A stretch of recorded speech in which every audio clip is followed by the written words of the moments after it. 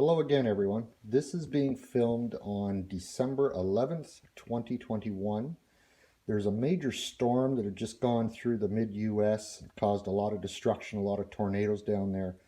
We're on the north side of Lake Erie, and they've got a strong wind warning out for us in some areas here along the lake.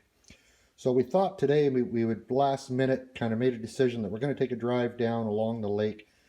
There's three little areas, three little port towns that we'll try and get to, see what the waves are like, and maybe give you a little bit of history on the towns that we're going through. First one's going to be Port Stanley, Ontario. We'll go down there first, see what the winds are like down there, drive around the town a little bit, and then Port Burwell, and then lastly we're going to try and make it over to Port Dover. And we'll see how the conditions are there. A little later in the day now that we've decided to head out for this. It's about 1 o'clock in the afternoon. The sun is out right now and it's fairly warm out. The clouds are starting to come in over the lake now. You'll see that when we're in Port Stanley. It's a lot cloudier by the time we get over to Port Burwell. And it ends up being later that we get to Port Dover. We had to do a couple of detours. There were down trees across a couple of roads and we had to take some detours around to get there. So it's a little bit later by the time we get to Port Dover. We don't have much film footage there at all. It was getting too dark and too late to film anything. But Port Dover's a renowned town for a number of things. It's worth looking that one up online. They have Friday the 13th is a big event for motorcycles there. There's a couple of restaurants there to eat at that are very well known. The Arbor is probably the oldest one. There's lots of stuff about it online. So they're all worth checking out. So we'll see what we can show you. Now, this beach area here in Port Stanley is on the sheltered side, I guess you would, of some of the water breaks that were built out in the lake. So it's not, the waves are not really big here on this side.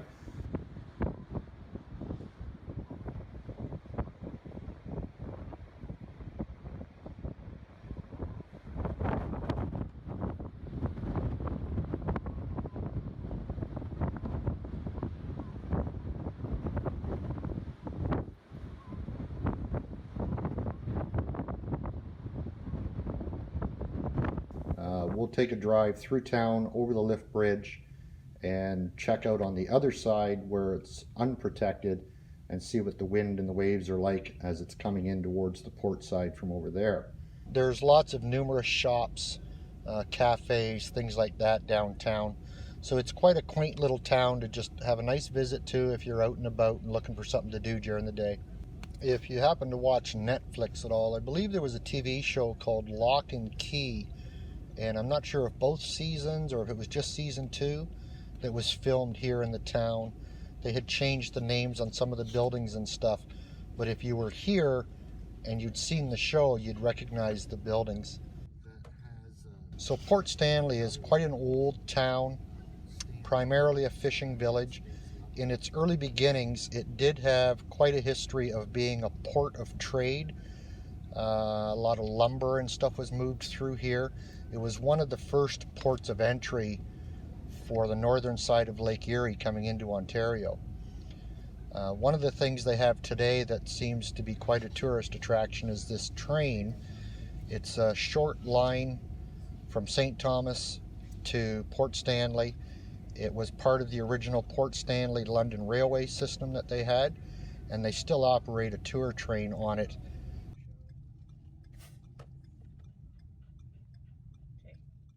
There's the tour train is just pulling in now. It's not a, I went on this ride once a number of years ago, and it's not a long ride as I recall. It was, I'm going to say it's about 25 minute ride as I recall that it was when I was on it. Now that was a long time ago.